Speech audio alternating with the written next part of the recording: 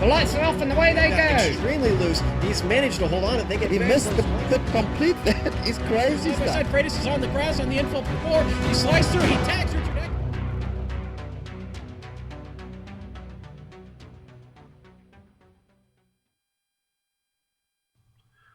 Floating high above the land of the rising sun, you're watching the Global Sim Racing Channel's live as it happens coverage of Formula Neagle for the Skip Barber Open Wheelers, sanctioned by the Absolute Beginners League and brought to you, as always, by 4MS Network Solutions. In just under 15 minutes, the green flag will wave here at Suzuka International Racing Course, sending 30-some-odd Skip Barber racing cars winding into the first turn and kicking off round 3 of this 8-race campaign. So put that lazy boy recliner to good use and get comfortable, because 45 minutes of hard-fought sim racing is coming your way. Hello, everyone, and welcome to another GSRC broadcast. I'm your host, Bill Soup Zahn. Back from assignment is our resident Skippy aficionado, Joe Peak. Turning the knobs and pushing the sliders is our director and reigning MX5 World Tour DECA season champion, Amjad Yaman, and at his disposal will be the camera locations provided by the Ansel Adams of iRacing, Dougie Beard. Joe, first off, let me welcome you back, and while you were away, round 2 at Summit Point was a real barn burner, with first-timer Aaron Num fending off the last corner challenge by returning champion Tron Tran. Now, along with the Num-Tran fight was the ongoing battle of the Johans, and just like in the season opener, Halberg once again bested Vanderbilt by 1 position to step on the final podium. The car counts have been really large for both races so far this season, with racing being tight and impressively well behaved. And now the series visits the island nation of Japan for round 3. Tell us a little bit about the origami pretzel that is Suzuka International Racing Course. Thanks, Bill, and hello to all of our viewers. Good to be back in this series. Most open wheel fans will be pretty familiar with this track with all the legendary F1 races that have taken place here. But it's going to drive very differently in these Skippies today than it would in an F1 car. It's still a very technical driver's track, but the long straights mean it's going to be a draft track as well. And over 3.5 miles with 17 turns to navigate, the lap times are well into the 2.5-minute range. But like most beloved tracks, this place includes a variety of corners, high speeds, plenty of elevation change, and of course, its fair share of picturesque scenery. And to give us a nice view of that scenery, let's hop in the Skippy and see what it's like from inside the cockpit in our lap guide.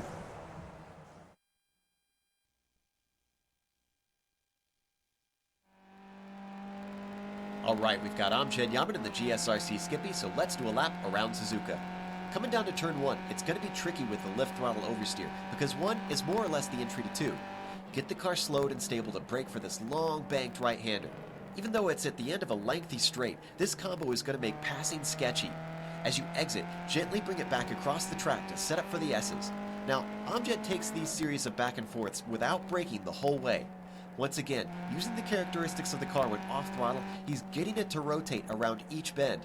Keeping your rhythm is going to be very important to staying online. And if you get off of it, expect to be playing catch-up for the rest of the lap. And honestly, this is not a circuit where you want to overdrive the car. Now, as we come out of these and into Dunlop, it'll be flat out, so you'll mostly want to hold left around this long curve. Make sure to keep hugging the side of the road once it straightens, because now we're into Degner 1. Take a bit of curb, but make sure not to send the whole car over it. Then get left and onto the outside curb to slow it down for Degner 2.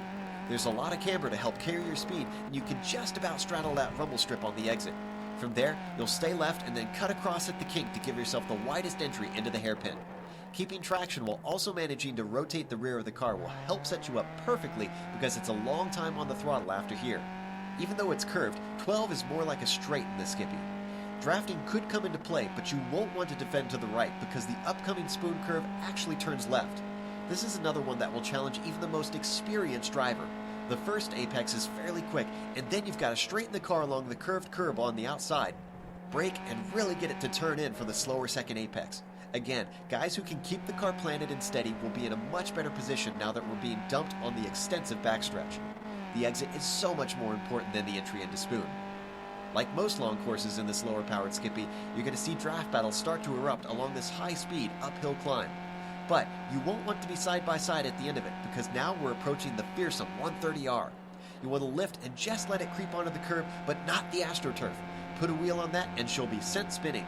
Quickly get the car across the track and throw out the anchors for the Casio Triangle. This is a great place to try to sneak a pass in if you're close to the car in front. However, if you're by yourself, hold nice and tight on the first part, then get the power on as soon as you dare for the second. From there, it's simply a matter of shortening the line around the final curve, making sure to hit your shifts correctly, and bringing it home across the line at Suzuka.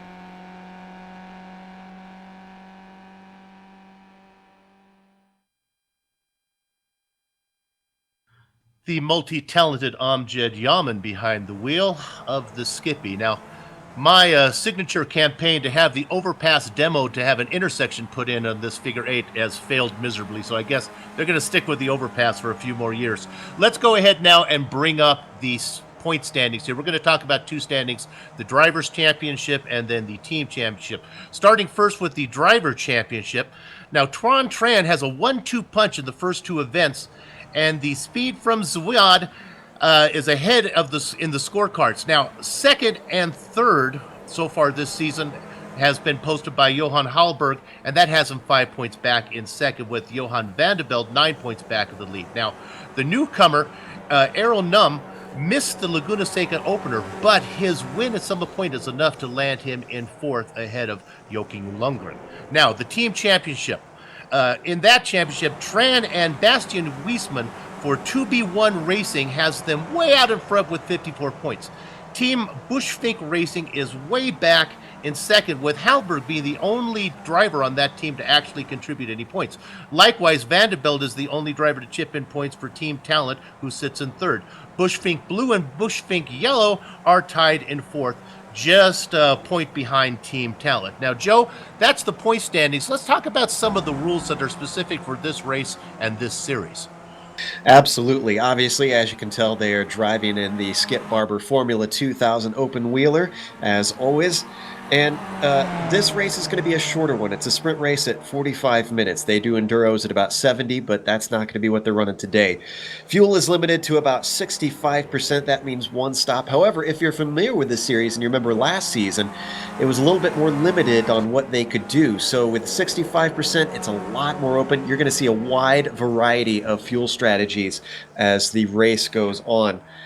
There is no fast repair in this series, so as Bill likes to say, you break it, you bought it. You got to keep that car whole, especially with these long straightaways. You got to keep it clean. And there is an incident limit, though. However, you have 17 incidents, and then your car is disqualified and will disappear from the track. So, got to keep it off of the grass and the AstroTurf, as Benjamin Hackison demonstrates right there.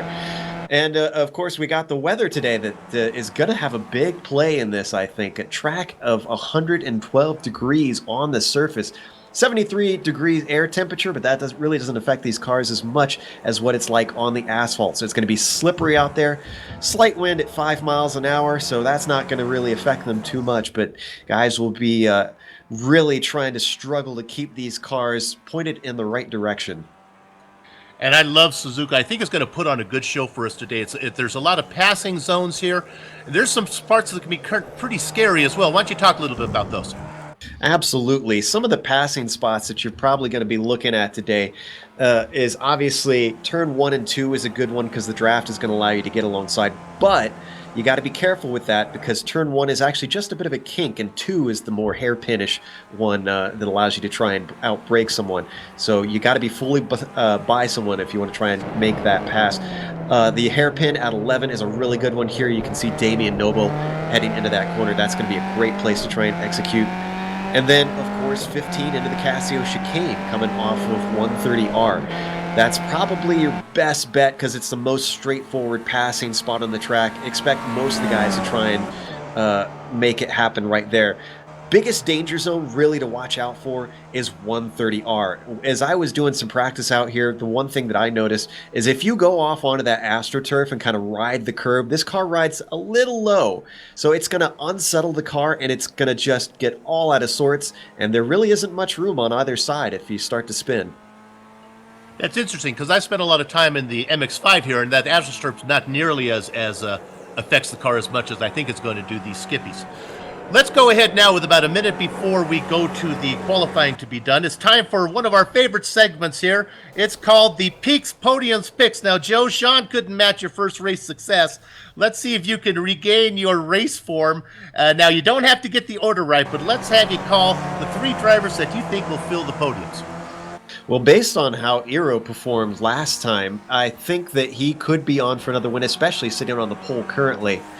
If I had to pick a second place, I'm actually looking at Johan Hallberg. He's a little bit farther down. He's in 6th, but he has been fast most times. And then Jonas Blixt, he's qualified in 2nd. I'm kind of thinking he's looking like a 3rd place today. So there's my top 3. Noam, Hallberg, and Bliss. Mark it down, folks. Remember, this is offered for entertainment purposes only. Please, no wagering. Okay, I think the qualifying is done. We can go ahead and start calling off the grid because it's a pretty large size here today. The top 6. Eero Noam, now he's your winner from last race at Summit Point. Johan Blix right behind, Jonas Blix right behind him. Pierce Cockey in 3rd. Ricard Allard filling up the outside of the 2nd row. The 3rd row is made up of Tron Tran and Johan Hallberg. Joe, who do you got in 7th? In 7th, it's Mikael Engstrom. Then it'll be followed by Johan Vandenbelt, a little farther down than usual, starting in 8th. Malcolm Lundgren will start in 9th with James Stacey, a newcomer, we believe, starting in 10th. Matheus Tuleja is starting in 11th, followed by Benjamin Hackison, rounding out row 6. Votek Podozek make up and Neil Bamber make up the 7th row. Vincent Bream and J.J. Rimmer behind them. Frederick Neptune and David Burns take 17th and 18th, respectively. Joe?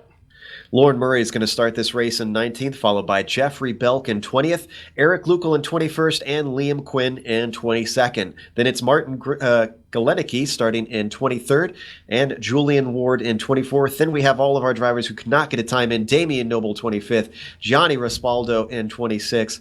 27th is Edgar Sanchinelli, and finally rounding out the field, Stephen Paul in 28th. There you go. So it's 28 names on the timing and scoring. It looks like 24 maybe will be gridding. We'll see if those other cars finish up. Let's go ahead and see if they actually, they are gridding. So we have 28 cars gridding here today. You see all those little skippies out there. Keep an eye now on the car up in front. We're going to call it, what color is that, Joe? It's kind of lavender, wouldn't you say? Purple, yeah, lavender. Pink purple, no, that's of Eero Noam. He's your last race winner. He's going to be somebody to keep an eye on. Now, right behind him in the 2nd position is kind of that, I'm going to call it lime green of Jonas Blixt. He's fast. We're seeing the lights are up.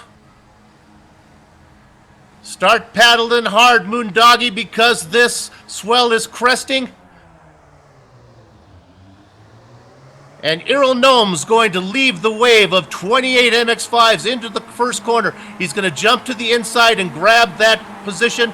Blix is going to fall back into 2nd. There's a battle going on for 3rd. Cockey gets 3rd. Allard falls into 4th.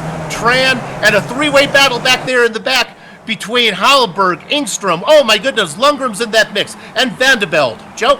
Looks like they managed to sort themselves out, although I'm wondering what race you're watching with MX-5s out there, because I see a bunch of skippies on track. And just as you would expect with these S's, the cars are already starting to get single file. You can't really go too wide through here, or else you lose way too much time. Yes, those are skippies. They have open wheels. I know the difference. Little slip of the tongue, not of the brain there. Keep an eye on 3rd place now there with Pierce Cockey. He's being challenged by Ricard Allard there for 3rd position. Allard looking to the inside, coming into the first Degner. That's really not a place you want to go too wide. And wow, Allard getting all kinds of out of sorts heading through there. And now he's holding up Tuan Tran behind him, closing in. Tran possibly going to look to get himself into the top 4 early on here.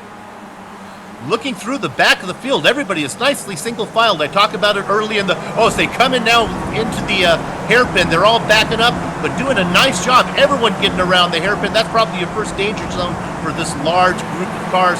Everyone gets through it safely. Yeah, very good driving by everyone. I saw a couple cars in the S's that caught a little bit of dirt and slowed everyone up, but everyone was heads up. Same thing with the hairpin as now they head into Spoon. Blix still in 2nd there. Woo, big slide from him though, coming into that corner. Not really the way you want to take it. In fact, looks like that's compromised his exit. Here comes Pierce Cockey on his tail, and he's going to have a great draft heading down the backstretch. Now to follow up on Cockey, we'll see if he makes this move here as he ducks in Maybe not on the first lap. Maybe he's not going to do it. He's been very fast for the first 2 races, but has horrible fuel calculations that have really cost him, put him back far in the standings. Everyone's taking it easy as they head down into the triangle here. And look at our top 3 starting to stretch away as we got a car in back there just going wide, a couple others. That's probably the smart thing to do there. Instead of trying to ride that curve, just let it drift on wide and then bring it back and hope that people give you room to return to the track. Watching them go through the triangle. Boy, everyone's getting through here. I got to tip my hat one more time to the driving, not only the guys up front, but the great driving all the way back in the fields. And we're going to get all 28 cars around safely. Nice job to everybody. And Noom is doing exactly like he did at Summit Point. He's defending early on, I guess hoping, I think he said at the interview at the last race that he felt that he was faster than him, but decided the draft was not able to, he wasn't able to break the draft. So we'll see if he continues to try to defend into that first turn, because Blixt really got a good run on him, but just didn't quite have enough momentum to try and get side by side. At this track, he may actually have a chance to break the draft through the S's. I think that would be technical enough for him to do it. But if you can watch how good Jonas Blixt is through there, I don't think he's going to have enough twisty sections to get away. So I think this is going to be another one of those fuel mileage issues. Now, they all start with the same amount of fuel, Joe, but they don't always burn the same amount of fuel. Absolutely. We've seen in this series the draft is so big in these cars that if you manage to hold on to someone faster than you, or if you're just someone that's about the same pace, you can lift, you can save so much that you can jump them in the pit stops. Although, if you're at a draft track, sometimes that really just, if they're within, about a second and a half, they just gain right back on you even if you jump them. So it all depends. Sometimes it works, sometimes it doesn't. Actually, that happened to Tron Tram last race where he got the lead in the pits and then lost it on the track. Meanwhile, looking at a nice battle for 8th here with Lundgren and Vandenbelt. Vandenbelt, like we said, usually we expect him to be a little bit higher up, trying to threaten up into Spoon, but just not close enough to try and sneak inside there. Let's see if he can get himself a run coming out of the second apex here. It's really critical, especially with the uphill climb. You're looking on screen, that's a battle for Vandenbelt currently running in 9th. Usually he runs right behind the other Johan of Halberg. Halberg's a couple spots up, running in 6th position right now. Oh, and we're getting information that Potazek actually disconnected.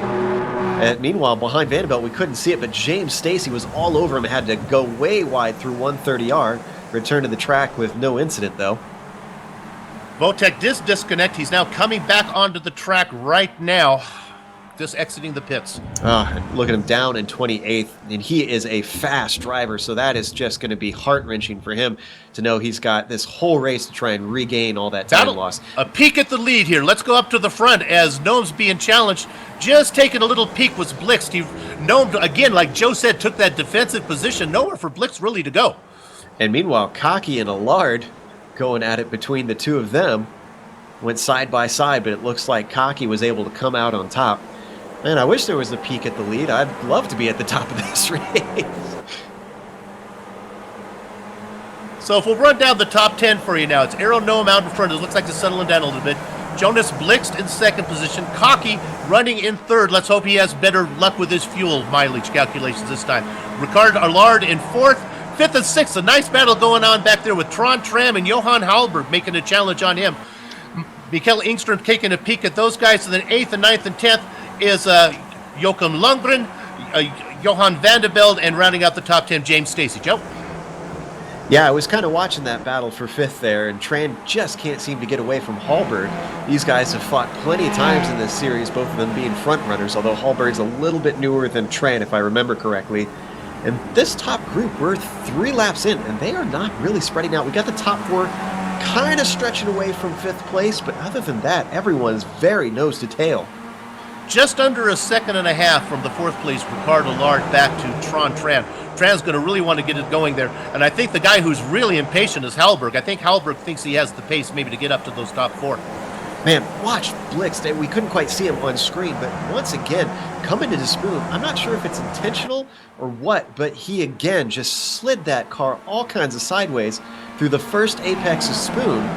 and it doesn't seem to be helping him. You can see he's dropped back away from Noom. Although the draft is reeling him in, he's going to have to try and get a little bit more tidy line into that corner if he wants to try and get an opportunity down that backstretch. And now we see Allard just taking a little peek in there. This just, oh, gets very close. Almost gives a little tap into the back of Cocky there. Yeah, Allard not afraid to get right up on him, although I think he was a little cut off as he tried to make an evasive maneuvers off to the side. Now we're back to that front stretch. And I'm watching Allard because he is the closest of these four to the car in front, closing in on Cocky. Is he going to take a look to the inside? There he takes a peek. You just lightly brushing on the brakes. He gets a little sideways, holds onto it, but backs out. Yeah, those guys battling for third and fourth have to be careful that their battle doesn't cost them to lose the draft of the two faster guys up ahead of them.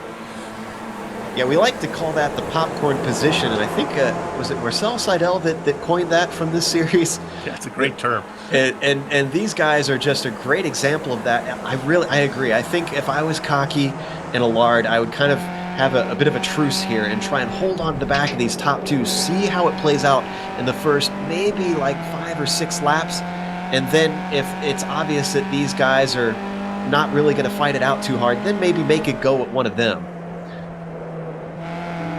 I want to quickly jump back to 11th position here. Benjamin Hackison, he's really the last car that is hanging on to this train. There's a big gap from Hackison in 11th, all the way back then to J.J. Rimmer and Neil Bamber and Vincent Brem battling for 12th position. So really you have 11 cars out in front that look like they're going to be competitive. There we see Rimmer in 12th heading up into the hairpin. I tell you what, it's very tough to try and get a pass in there, even though it's a heavy braking zone, mostly because of the line. You can't tell if somebody's going to take a defensive move until the last second, so you're kind of hoping and praying that they don't choose the same way that you do. We have a 4-car battle up in front, then another 4-car train, then a 3-car train, then you get back to what we were looking at there. Right now we're looking at back to the front there with Jonas Blixt in that 4-car. You can see there from that camera angle. Look Gas at that. back for 5th, yeah. Oh no, this is for the lead actually, or what I was looking at. We're on. Yeah, now we've switched over to it side by side in a 130R. This is very tricky. Woo-hoo-hoo. Blixt once again hanging the tail out, managing to hold on to it. That gives Piers Cocky a chance to get up beside him. Just can't try and execute the pass into the triangle though. And while that was going on, Johan Halberg got along Tran. So Halberg moves up into 5th now. He's going to see if he can close the gap, get up with those 4 guys ahead of him. It's not over yet up at the front. I'm sorry to take us back there once again. Jonas Blixt looking to the outside. Let's see what Noom can do down into turn 1. Such a fast kink. So hard to try and go 2x2. And he's going to try and do it. They're still holding on around the outside. Jonas Blixt runs out of track and has to slot back into 2nd. Blixt trying to find a way around. He obviously seems to think that he's a little bit faster. Well, certainly faster at the end of the straight. Noom taking that great defensive line all the way through there. We'll see what happens. We'll stay on this for a minute. We'll follow this around and see if Blixt takes a peek inside the hairpin. That's probably next passing zone for him. And you know, despite the battling, look at the gap between these guys in 5th place. 2 seconds between Allard and Halberg. So they're not slowing each other too much. Now we're still on the leaders here as they go around, setting up that next corner now as they go the underpass. Now they'll be coming up to the hairpin. Everybody's still staying single file down in this left-hander. Notice that Allard has taken a little bit of a wider entry, probably trying to get himself a good exit. Didn't seem to work too well, though. And Blixt a little better getting the traction down that time, had a little more traditional line around there. Now let's watch Blixt down into Spoon here. Let's see what he does. If he's a little bit smoother. That looked a lot tidier. It must have just been the excitement of the first couple of laps that he was just getting a little out of sorts. And yeah, there you've seen it. Last time we saw him close right up, and once again gets himself a much better exit, climbing up this hill. And look at you can see from on board how quickly he gains. Yeah, I like it this time. He's going to have the inside preferred line going through 130R, and he's going to get the job done. I think. Oh! Whoa, look at Cocky holding on to that one. Unbelievable, but that caused him to slow up, and Allard is looking to the inside, down in the Casio triangle, side by side. Cocky defends, and unfortunately doesn't get the good exit. Beautiful move by Allard around the outside. That was fantastic. Yeah, that pass was set up all the way back at 130R there. So now, let's go ahead. They've shuffled around a little bit. Blixt up in front. Numb in second. Cocky in third now. Sorry, for Allard in third and Cocky in fourth. Now, we're hearing something has happened to Belk. He is well down the order. He's sitting in 26th. Well, he was stopped for a moment. Oh, he had a big spin coming through 130R. He didn't hit anything. Let's look at the replay here. And I tell you, we see the tail end of it. I did this a lot as I was trying to learn the track. It had been a while since I've run competitively in this cars, so I tried to get myself some practice laps, and this is very easy to do. The rear end just really wants to come out as soon as you lift, so you have to make sure that the car is stable on your entry into that corner. He almost saved it, and I got to tip my hat to Jeffrey Belk. After he spun it, he waited for all the traffic to go by, didn't pull it out in front of anybody. Nice job, Jeffrey. Number 52 car just continuing on, now back up to the front. The number 78 in second place. He's been leading most of the laps. Blix now has one to his name. Let's see if Noam and Blix are going to swap back and forth. Now, all that battling up in front between those guys has let Halberg knock off about 0.3 of a second. He's got it to about just over 1.5 seconds back to fifth. If he can get in the toe, we could turn this into he'd probably bring all those guys with him, turn this into a 7-car train, as I watch there as Engstrom goes off a little bit. Ooh, Hallberg with a nice slide through there as well. And I think it's this slippery track that we're seeing so many guys just wobbling all over the place. And something to take note of our leaders, as actually Newham actually backs out of it before they hit 130R. I'm noticing that they're starting, I think they're catching Wojciech Podazek. Boy, Joe, they are slipping like, I just watched Allard drifted through 130R as well. Man, it is slimy out there, I think. It's a very greasy track, it looks like, which is not going to make it very fun with the lift throttle oversteer of these cars. Because you want to be confident in those tires in some of these faster corners. You don't want to be second guessing, especially with someone breathing on your neck, as we've got Newham doing right now, looking to the outside of Blix into turn one. This seems to be a popular place. Can he make it happen? Blix looks like gives up the ghost. Oh, he tries to stick it in there. Ooh, a little bit of contact, possibly.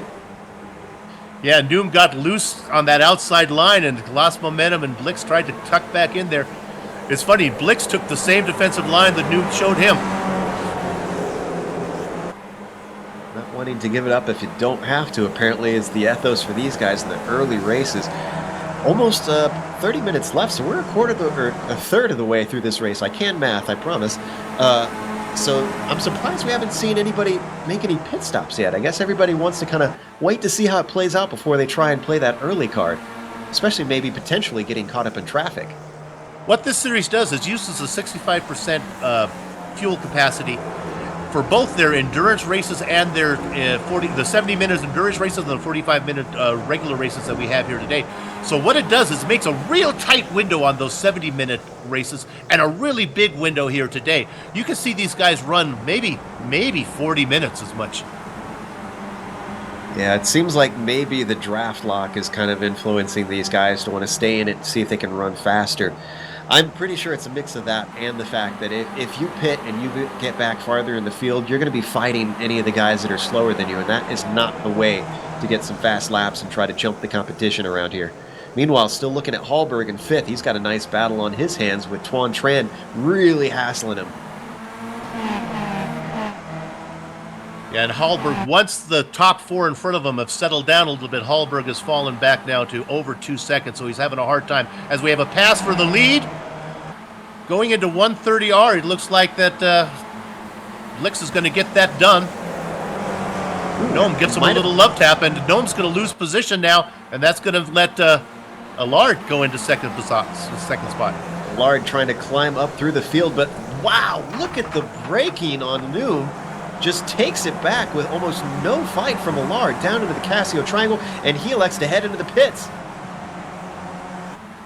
Well, there you have it. That's surprising. I wonder what he's thinking, that maybe those guys are benefiting. Maybe Blix is hanging on to the tail of him, and Blix isn't that fast after all. Maybe Nums thinks he can go out there, run some laps on his own, and maybe Blix won't be able to stick with him. There we see Blix continuing on. We saw a little bit of damage on the wing of Noom from that tap in 130R, which had to have been scary to have to back out at that moment. I'm not sure if he can get that repaired. Whoa, big slide from Allard coming through the S's. I'm surprised Cocky didn't catch him more through there, but that car was getting very sideways. But what has happened here, Joe, is look back now to Tran. Tran and Halberg are right back in the mix here. And it almost you almost want to think that as soon as Noom pulled off, that I can't imagine Blix would throw down that much. No, I'm pretty sure that maybe Noom saw the writing on the wall. He was probably watching his F3 better than we were. Saw those guys gaining. So maybe Noom made a good choice here. And he's already back out on track. He's in 19th. Question is the traffic going to hold him up as he tries to make hay while the other guys have yet to pit? We'll follow him. First one on his hit list is Damian Noble, now in 18th position. As we watch Doom make his way through the field, it'll be a good chance for us to highlight some of the other drivers that are racing farther a little bit back there. So Noble right now running in 18th. And it's worth noting, actually, that Blixt is starting to stretch a gap between himself and Allard. So maybe he was being held up just a little bit here. Meanwhile, let's go back to Vandenbelt, see what his project... Oh, he's actually disconnected. Now, did he run into trouble? Let's go look at... I'm going to rewind here and see if I can figure out if this is a connection issue or if he actually hit something. Looks like he was sitting in the pits for a while. Oh, no, he did hit something. It was the wall. Looking at a battle right now for second as we're watching it. We'll see if we can get that replay. Allard and Cocky really going at it. Tucked now in is Tran. He's back in the hunt here in the mix. Johan Halberg behind him and Mikkel Ingstrom running in 6th position as Halberg pulls off. Oh, wait a minute. Tran is pulling off. They're all coming in. Allard is coming in as well. Oh, everybody was watching. Everybody realized that he ducked off, and they need to try and maybe answer to what he did. As we see, looks like top 3, top 4 maybe. Now, just to give a heads up, Johan Vandenbelt got loose coming through 130R, and the back end just came around. Well, actually, it sounds like we got the replay. Let's look and see if we can show you what happened to him. And this is, again, just typical of this corner in this car. I think he was pushing a little hard, lost that rear end. You can see it start to slide around, and look, he was across that curb. You can see it there. And there was no saving it from that wall on the left side, even with the tire barriers there. That's day over, basically. And that's disappointing for Vandenbelt because after 2 seasons of coming so close to winning the championship, that's really going to hurt because they have no drop weeks in this series. Meanwhile, Gnome has now got around the guys who came into pit. Halberg is running in 14th, Cocky in 15th. Gnome is running in 12th, but of course in the mix in there is Damian Noble who hasn't pitted. So I'm going to give you the distance from Gnome back to Halberg, which are the 2 cars who have pitted. It's about 2 seconds. So we're going to keep an eye on Gnome, currently running in 12th position. Those rest of the guys remain out on the track. That sounds about like what they were at before both these cars pitted. So don't think they gained or lost anything in that pit stop between Halberg and Gnome. So there's no real obvious example of an advantage at this point. Nice battle if we go, and we're watching it right now. This battle for second here was Tran has moved up now thanks to the pit stops. Ingstrom running in 3rd there and Lundgren running in 4th. Lundgren very aggressive, but meanwhile Blixt has really distanced himself from those guys. He's got 2.5 seconds back to Tran. Boy, check, as you like to say, check the towels, because Blixt has checked out. He is just gone. It is 2.5 seconds between him and Tran, who is trying to hold off the teammates of Engstrom and Lundgren. Now let's see if these guys head into the pits this time, if they also try and respond to the pit stops going on with the other leaders.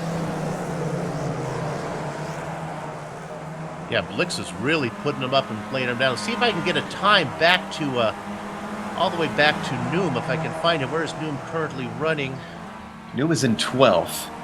And Tran heads in. Blixt continues on. Engstrom goes on. Joachim Lundgren goes on. And I'm starting to think that Lundgren and Engstrom are actually working together. That these guys aren't fighting, because they've been very close to one another for quite a while here. And I'm wondering if they're thinking team championship.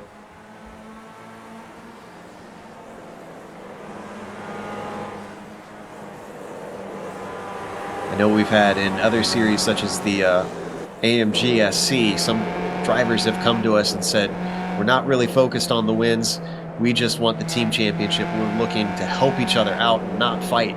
So possibly Bushfink Racing Blue affecting a bit of a two-headed attack here.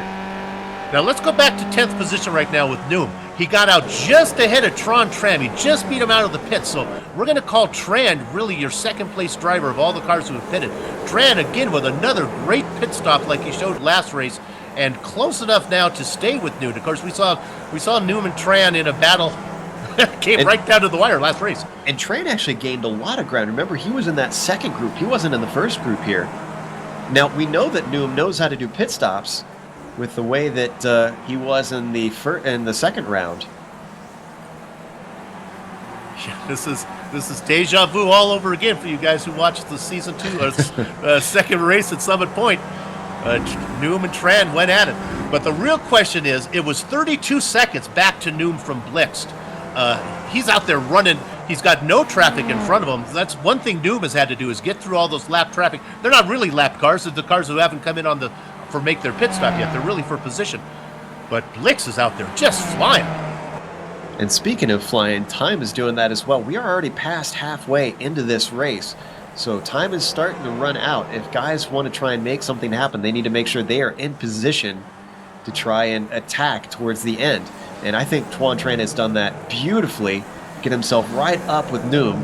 Now, we don't know how these guys are going to be placed once guys like Blixt, Engstrom, and Lundgren pit, though. We need to watch them, as we're looking at Blixt now, and he does not pit. I'm going to go one more time through.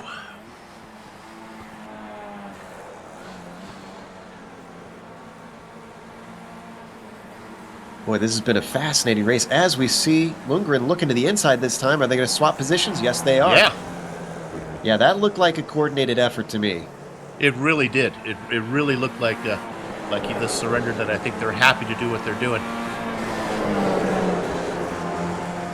About 3.5 seconds back to the leader. So we'll have to maybe potentially talk to one of those guys in the Bushfink Blue team. Talk to them about their strategy, see what they've been up to, if they're willing to divulge that. Meanwhile, we're still looking at Blixt here up in first.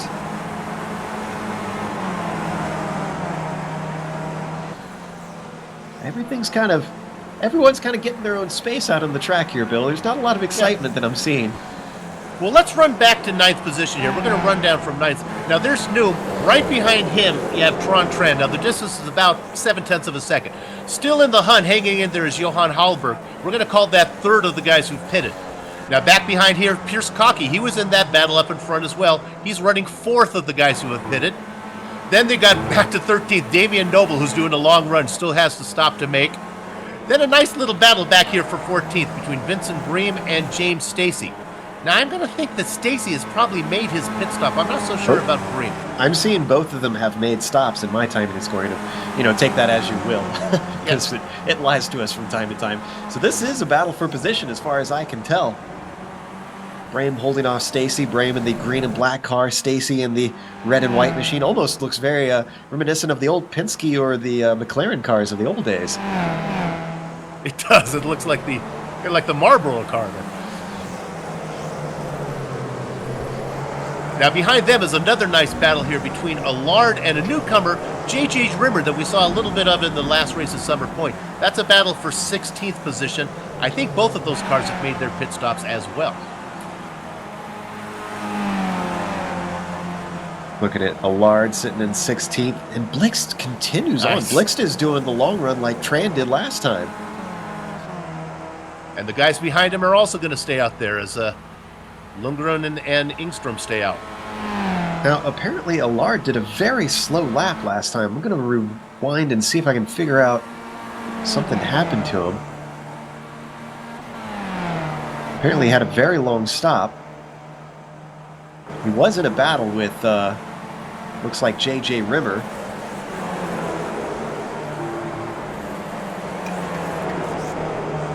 I couldn't really find anything. It looks like he was just in a side-by-side battle with Rimmer that you can see still trying to trail him.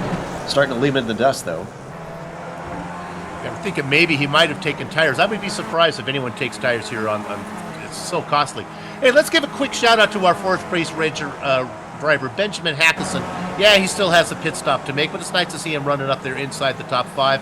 And maybe drop back a little bit to Neil Bamber. We interviewed him last time. I'm giving him the nickname. Here it comes. Bambi running in 5th position there. We'll see how he feels about that later on.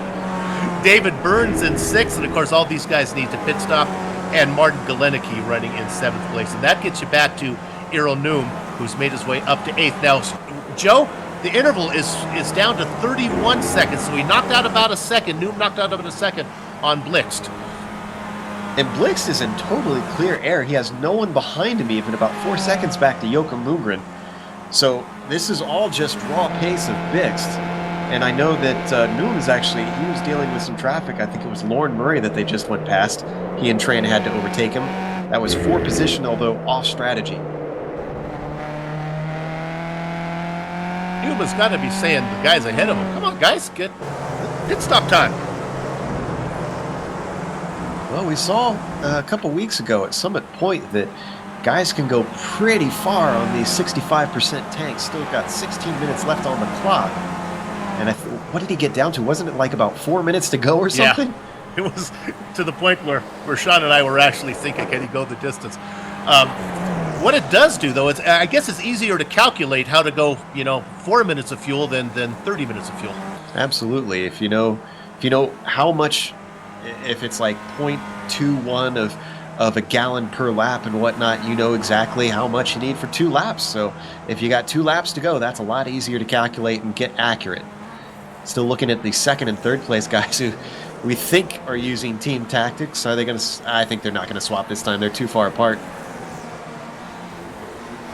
Meanwhile, they're going around one more time. In fact, everyone is going around. Galenicki stays out in 7th position. So if Noom gets there, he's going to have to pass him on the track.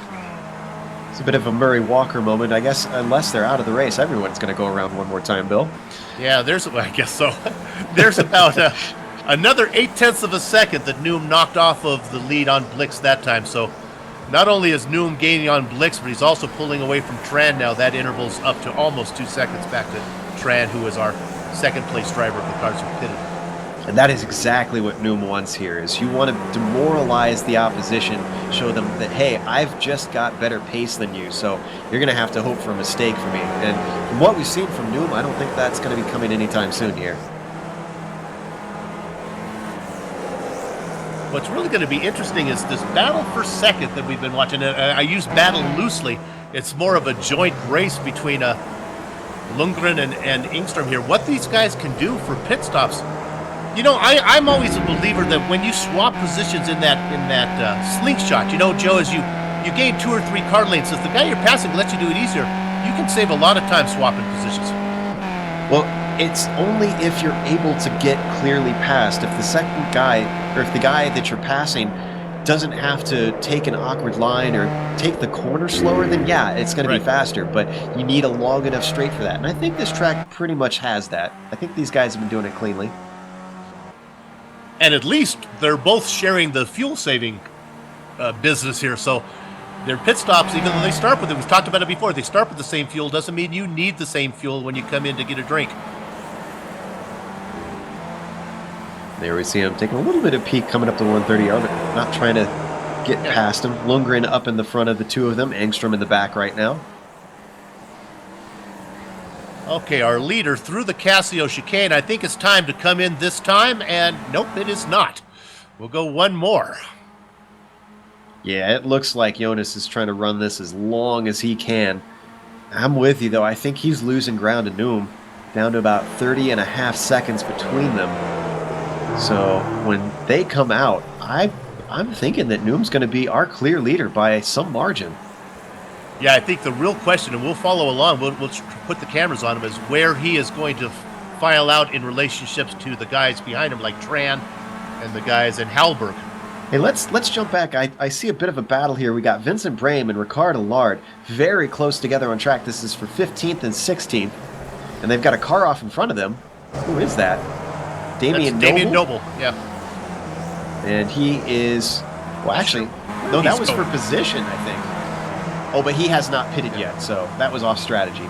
Damien took an early... Jucked in there early, took an early pit entrance. Yeah, I think he actually had some problems before that because he was off track way early. That was bizarre. I'm going back to look at the replay to see what in the world he did there.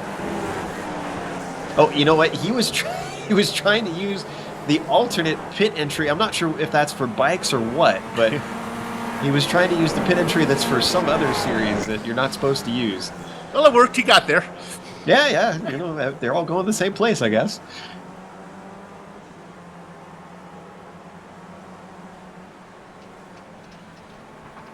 I hear a car off somewhere around there. No, I don't think so. I think that might have been coming from our director's office. Now with the iRacing having updated the sounds, you can hear cars hitting through gravel and things, kicking it off the bottom, so we can actually hear it from our camera views usually. At least I can. I don't know if you can, Bill. I still think it was Amjad rolling around his chair.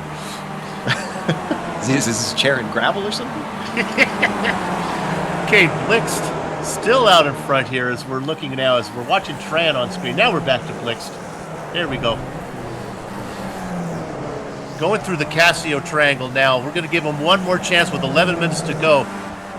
Is he going to do it this time? I guess not. Going to run it all the way to the fumes.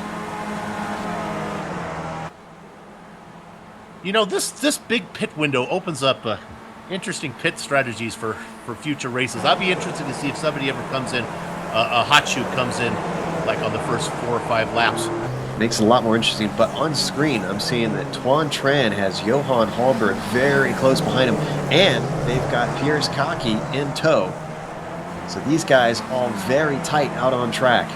And this is for 9th, 10th, and 11th currently. A little bit farther down for all these people than we're used to, but we still have a number of guys who have yet to pit, so they should cycle up through soon. It's really 2nd, 3rd, and 4th, and these guys also have to be thinking that that's where it's really going to be interesting when Blix does decide to come in. He may come out right in the middle of those guys.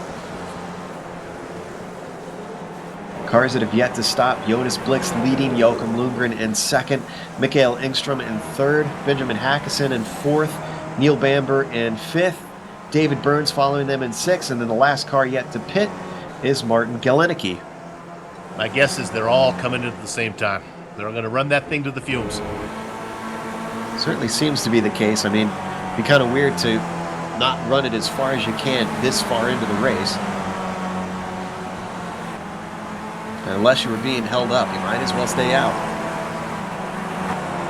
And for those that are new to road racing on iRacing, they do not have yellow flags in this series. Well, full course yellow flag. Yeah, you might get a little yellow flag that warns you that there's some trouble ahead. It's the American in me that's used to yellow flags being full course. Let's go back to this battle here with Tran for a minute. This is really tight. The guy to keep an eye on is running in 11th place. He's the last car in the train running 3rd. Is Piers Kaki. Man, he is exciting. He is drifting that car all over the place. I don't know if it's the fastest way to get around, but it's exciting to watch. I was just going to say, great for us, bad for him. Look at how close Hallberg is now. Look at Tran. Dips a wheel off into the grass. How did he save that car? Oh, my goodness. Unbelievable. Didn't even lose a position. Hallberg hit the brakes and said, I'll just take that when you're spinning into the grass. And Tran said, nope, I'll bring this right back out in front of you. That's some nice driving. I got it. It's not over yet. Hallberg comes to the inside. Tran getting wheels off into the grass once more. Now into 130R. Hallberg finally makes it happen. Tran just riding that curve. Dangerous thing to do, but he holds on to it. All right, our leader is in the pits. Just coming in. This is going to be critical. And Noom is already onto the front stretch here. Rick's still stationary, I'm seeing. Yeah, and here he goes. Now here comes Hallberg. Oh, he's got him by a huge margin. Blixt is tumbling down the order. Hallberg got him. Tran got him. Pierre's Kaki's going to try around the outside, but not quite. Blixt cycles into what should effectively be fourth. That is effectively fourth. Now let's see what he's got for those guys up ahead. Meanwhile, did Lundgren still out? Is that our leader now? Yeah, let's give those guys a little screen time there. There's your leader, Joachim Lundgren and Mikael Engström running 1-2. Of course, they still need to come in with 7 minutes to go. Now this is going to be interesting. Noom has only led 4 laps, and with the other guys still yet to pit and about 7 minutes left, he is not going to lead the most laps of this race, despite it being pretty much a dominating performance. It's just been with strategy. And looking through the field, I think we're going to have some nice battles here as the winner takes the checkered flag. There's some good battles going on here. A nice battle of J.J. Rimmer and Bamber in a battle for 13th position overall. I wonder if Neil has a brother named Earl. I'm not sure if Earl is a UK&I driver, real-world driver for WEC. Ah. Certainly be cool if he was related to him. That would be cool. Another great battle here in 10th position between Stacy and Allard and Bream. We'll keep an eye on them. There you see Stacy in 10th in the red and white machine. Allard in the yellow one.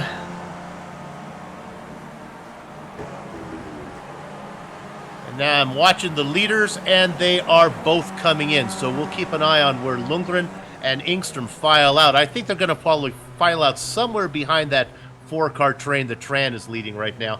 Meanwhile, that should give Noom the lead. He's got one more in front of him. David Burns has yet to pit. Does he come in this time? Burns is in. So yes, Noom will inherit the lead. Only his 5th lap led. And yet the gap is between him and Hallberg in 2nd. Waiting for that to update here. Okay, now Engström and Hallgren goes by. Hallberg goes by. Tran goes by. Blix goes by in a battle with Cocky right now.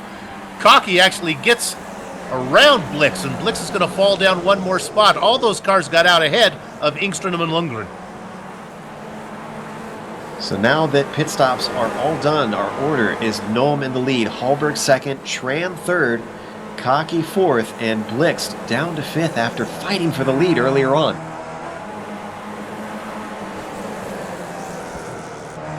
Engström and Lundgren make up 6th and 7th. Benjamin Hackison running all by himself in 8th position. Then that battle we talked about, Stacy, Allard, and Bream round out the top 11.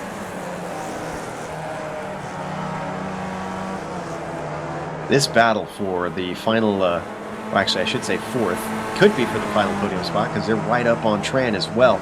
This is what's going to be fascinating because these are 3 fast guys between Cocky, Tran, and Blixt. Yeah, with our apologies to Errol Noom, we're probably not going to see a lot of him here in this last 4 minutes. We'll try to get him crossing the start-finish line. He's got a 4-second lead. The real excitement's going to be back here with Hallberg and Tran. Maybe not even Tran. Yeah, it's probably back to 4 laps to go, so we're looking at 3 laps left? Or 4 minutes to go, rather? Yeah. Hallberg feels pretty comfortable out there in 2nd place. We'll see what this Tran Cocky here. And you know, Blix has been fast, but back there running now in 5th position. And Blix has been dicey. Remember, he was fighting with Noam pretty hard. Yeah. I don't think Hallberg is totally safe, though. I think the draft is enough that Tran could close in on him, but that's if Cocky is not trying to fight him, and we'll find out soon because Cocky has rolled up to the back, that rear spoiler of Tran's.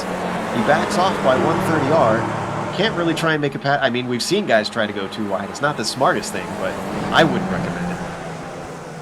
I think Hallberg might recommend it back there for those guys to try right now because Tran's doing a pretty good job of closing in here. And these guys are using every inch of track. Watch their line just stretching it as far as the grip will go. And in most cases, as far as the incident limit will let them go. Yeah, Tran has got there now. He's about 3 or 4 car lengths back, well within the tow. Now let's see who's the fastest through this technical section. Now this 4-car train, I'm not sure they're going to get to Wojciech Podolak, who's up there currently running in 26. We know he had his connection problem. In fact, I was kind of wondering if Podolak was going to get lapped, and it looks like he did, actually, finally. Which is a sad sight to see. He definitely would have been a competitor. It took him until the very end of the race to get lapped. That tells you the kind of pace that he had. Yeah. Which is why I don't think he's going to come into play right here. I don't think these guys, he's not the typical back marker that's going to get gobbled up. Well, and he has nobody to fight. Podolak is usually a good driver. If he sees top 4, or 2nd through 5th rather, this close together, he's going to lift, he's going to let them through if they get close. Getting to the 2-minute mark now, and there's that 4-car battle we're watching right there. You see Tran highlighted. That's Hallberg, Tran, Cocky, and Blix. It's nice to see Cocky actually maybe get to the end of the race and bring it across. He's been very fast for the first 2 races, but has ran out of fuel both times, so let's hope he can get there this time. I was going to say, the race is not over yet. He's got to have enough fuel for the last minute and 40 seconds here. Yeah, that's true. It's been the last minute of the race that's been his problem. Actually, minute 40 seconds, whatever the last lap is going to take, I should say. So let's jump back to Stacy and Allard. Side by side, almost side by side, coming up through turn 12 to the Spoon Corner. They need to give turn 12 a corner name, I feel like. They definitely do. Shout out to James Stacy, one of the few North American drivers here. I think we decided he was from Illinois, it Illinois. seems. At least that's the club he is in currently. You can move and keep the same club. I was in Ohio for a while, still while living in Colorado. I'm proud of you. White flag is out. Nome has 1 more to do it. We've seen this with a lot of newcomers. They just barge in and start winning straight away. Tran was that way. Hallberg was that way. Here comes Tran making a move on Hallberg now. He's got the inside going into 1. Hallberg had no defense for him, except he can outbrake him. Hallberg with some serious guts down into turn 1. Either that or Tran was just a little bit timid into there. Tran had a great run, and Hallberg gave him the inside. So we're going to stay on this. We will cover the winner crossing the start-finish line. I guess actually would be the finish line. Then we'll jump back to this battle here between Hallberg, Tran, Cocky, and Blixt. Yeah, I really want to watch this battle for second because it is still a battle for second between all 4 drivers. They have not dropped Cocky or Blixt, and if these top 2 start fighting, that's going to bring those other 2 in very quickly. Down through the Degners, single file through here. They've got traffic ahead of them. That's Julian Ward just up ahead. Yeah, actually, Ward was in a battle there with Wojciech Podolak for a spot. Now Ward is actually going to see if he's backing close him down. Yeah. Just stay to the right here, Julian. Please let these guys through. Just give a little lift here. This is so tough when you're a backmarker, but it's something where you have to understand that this is a really important battle. Just by there, he lifts. Now he's going to try and let them through. He's got 2 through, maybe. Oh, there's contact, and that allows Cocky through. Julian Ward is off the track, but he has not hit the wall. Cocky goes wide. That allows Tran to get back through there. Chaos starts to drop, and Johan Hallberg is the one that benefits of all of them, stretches away from these guys. Yeah, not crazy about that back marker move. There seems like that could have been handled easier. Yeah.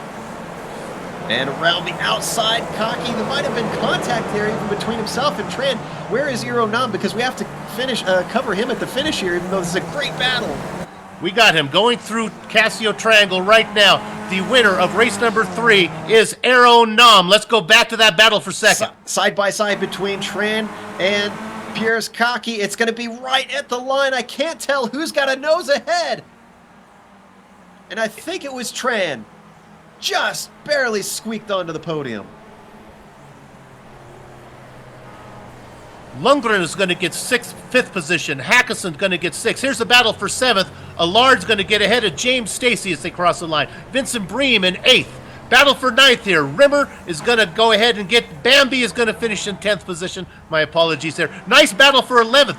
Glenicke, Burns, and Matisse Tulea.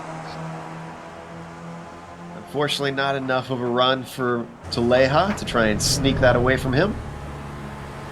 Lauren Murray a ways back in 13th here. Yeah, we'll follow Lauren Murray, give him a little bit of as he goes through Casio there. Going to get that 13th spot. And a driver we haven't heard much from. One of my favorite names to talk about, Frederick Neptune. I think that's all the battles down the line that we've got. Sounds like we do have a replay for that finish for 3rd. Let's watch that one more time. See if we can get a good angle on that finish. Watching in slow-mo to see just how close it is. Watching it from the chopper. And look at that, sideways through the entire Casio triangle. Both of them just almost pushing the car forward in the cockpit, I'm sure. Look at that. Just thousandths of a second between them. And on the outside, they did have... Jonas Blix trying to sneak in there as well. So between the 3 of them, let me look at the gap. There was only a 10th between all 3 of them, it looks like. Unbelievable. The Formula Neagle never fails to put on a good show. We're going to take a short break here now. We'll come back for interviews, the entire driver rundown, and then closing credits. So be back in just a few.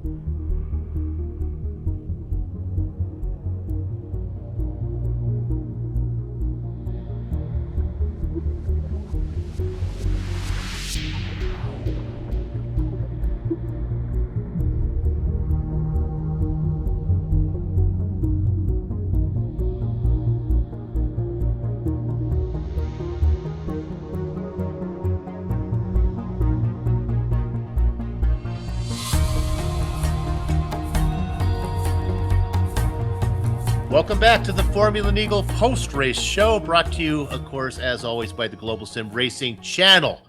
Let's go ahead. We've just seen a great, exciting race there in the third round of the Formula Neagle. Second winner in a row as we run down the standings here. Going back-to-back now with Rins, the newcomer, Errol Noom, finishing in first position. A great battle for second. Johan Hallberg, another one of Peak's podium's picks there.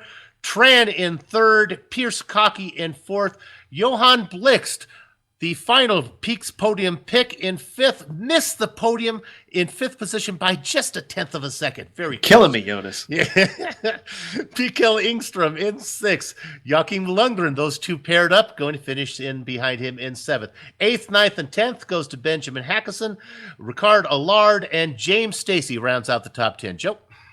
J.J. Rimmer comes out just outside the top 10 in 11th, followed by Neil Bamber in 12th. Martin Galinicki, we saw a little bit of him, finished in 13th, and David Burns in 14th. Mateus Tuleja comes home in 15th, followed by Lauren Murray in 16th, and Frederick Neptune in 17th. Eric Lukel follows him home in the 18th position, then Liam Quinn in 19th, and Damian Noble in the 20th.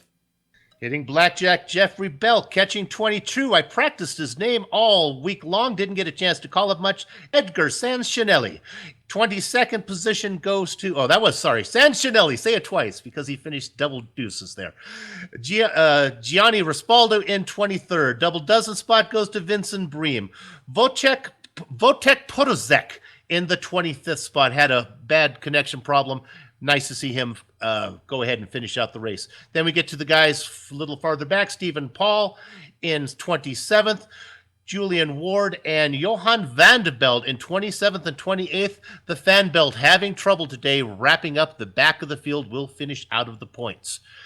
All right, who do we have available in the booth for interviews right now? I'm hearing from our director that we are going to start with... We're going to start with our winner. So if we can chase him down, can somebody run him down for me there? And there we're bringing in our winner. Joe, I'm going to let you talk to our race winner today, Errol Noom. Arrow, 2 for 2, buddy. That is an impressive start to your entry into the series. Now, we were watching your progress through the field early in the race. We noticed that you were one of the few to elect to have an early stop. Did you have that plan from the start of the race, or is that something that developed as you saw you guys battling? Yeah, I didn't plan it. I hoped to get away, but again, the draft was too great, and I decided a bit because I had problem with my hardware, and it was very laggy, and I was afraid I will take someone out, and so I decided a bit early. So it sounds like a combination of things coming together to make you decide to pit early. It worked out for you because you dominated this race with a 5-second gap at the end, which I know doesn't sound dominating to our viewers, but in a field as competitive as this, that is fantastic. Now, were you worried that it wasn't going to work when you started to have to deal with traffic in the middle of the field? I know you had to pass a couple of guys along the way before everyone made their stops. Yeah. This is always difficult. You don't know where you come out of the pits, but I had clear air there, so I was able to put together many laps, and I was checking the gap to the leaders, and I was closing every lap. So yeah, it was good. Errol, this is a soup here. Let me ask you a question about tires. Now, I don't think you took tires here with a 45-minute race. Do you ever see a point where, like in these 70-minute races, where changing tires might be beneficial? I don't know. I have never done longer race than this 45 minutes, so maybe not. It takes time to tires to come up, so yeah. Right. Well, congratulations on your victory, 2 for 2. We look forward to seeing you more in the series, and good luck in the championship chase. Thank you. Errol Noom, your winner today. Let's see if we can bring in another one. This is going to be interesting. We have Stacy. Is that who we're going to go to next? Let's see if we can get James Stacy. Do you have a copy? I do. How do I sound? You sound very good. This is Soup here. Hey, congratulations on a top 10 finish. I don't remember, is this your first race in the series? No, I joined in this season, but it's the third one for me. Just had a good run here. It's nice to see a North American driver up there in this field of a lot of European Scandinavians there. How was the race for you today? You were hanging up there in the front batch there for a while in the top 10? Yeah, I caught the tail end of the top 10 line and had a good battle with Benjamin and Johan, but apparently Johan went out at 130R, so didn't see him much of the race. Took too long in the pits, and then ended up having a good battle with Ricard for the top 10. So it was a fun race, and those Europeans, they are fast. Is the Skippy a familiar car for you? Yeah, I've been doing a little bit of running in the Skippy. It's nice to have something that's decently fast, but also give a little bit of forgiveness there. It is. Now, I talked to our winner. Maybe you can have a better understanding here, or maybe a better idea about tire strategy, because I'm kind of interested on it. I imagine you didn't take tires on a 45-minute race like this. What do you think on a 70-minute race? Do you think that might come into play where it's beneficial? It's debatable. If we take a full fuel load, which might happen, you might want to just take the extra couple seconds to put tires on. I think I'm going to stick with just running what I've got. It's already warm, it's already nice and heated, and it's good to go. Well, congratulations on a top 10. I think that's in the points. Have you scored points yet this season? Yeah, I have, but it's nice to pick up the first top 10, knock that one out of the way. That's good. Well, congratulations, and let's hope for another good finish as the season moves along. Yeah, thank you, guys. James Stacy, your top 10 driver from the great state of Illinois. And are we out of interviews? Looks like that's all we have there. Everybody's so shy today. Well, we had Neil Bamber waiting in the wings, but he didn't respond to me. So, Neil, if you're listening, I tried to get you in here, buddy. Well, that's too bad. You know, that means that the Bambi nickname will last one more week. He could have come in and put a stop to that, but it's going to go on. Well, Joe, I think we're going to wrap things up here. This is a pretty good race today. Nice to have you back with us. Did you enjoy your time here? Oh, yes. I love coming back to this series. There is always incredibly close race. I don't think we've ever had a race in this series where everything gets spread out and there's just no action anywhere. There's always something going on just because both the level of talent and the amount of drivers that comes out every time. So I was a little sad to have to miss Summit Point, but I'm proud of the job that you and Sean did while I was gone. Yeah, and you know, if we follow up just one more spot before we leave, if you think about it, with the exception of Johan Vanderbilt, everybody was running at the end. They called this the absolute beginner league, but that's really misleading because this was some of the best racing you'd want to see from drivers. Very clean and on a large field. Boy, very impressive. Definitely. I think if guys want a good mix of drivers so that it's not just aliens and some good action on track as well, this is the series to go to. Look up the Absolute Beginner. And they don't just run these cars. They also have other series that run, I believe they're doing the Kia and Star Mazda right now as well. Is that correct? They do. They run two other things. They have their All-Star series and then the series they run there. Very good. Very impressive. And a well-run good bunch of guys. Okay, let's do our thank yous here. We'd like to, of course, thank the people who make this possible. 4MS Network Solutions Limited, founded in 2007, 4MS Network Solutions is an IP communications and network service company with a global reach. 4MS designs, installs, supports its clients' infrastructure both on and offshore in any country with a team of Cisco certified engineers. A Cisco premium partner, 4MS provides IT hardware sales, carrier service, and provides a full complement of professional services for the Cisco lifecycle. 4MS Network Solutions, making your network better, stronger, faster. The Absolute Beginner League for organizing Formula Neagle and contracting with GSRC to broadcast it. Thanks to the company, equipment, and software that you see on the screen right now that we use on our broadcast. The original music you've heard today on the broadcast is thanks to Eric Ekholm and Casey Lalonde. See the screen to how to contact each of them and tell them you heard it from GSRC and ask for the soup discount. Thanks to my mic mate, Joe Peak, our director, Amjad Yama, Dougie Beard for his camera locations. If you'd like to find out more about GSRC and find archived races, your best bet is GlobalSimRacingChannel.com. We're also on Twitter at GSR Channel and Facebook at Global Sim Racing Channel. Formula Neagle returns in 2 weeks, February 28th. for the 70-minute endurance race from Road Atlanta. For details of all upcoming events, go to globalsimracing.com.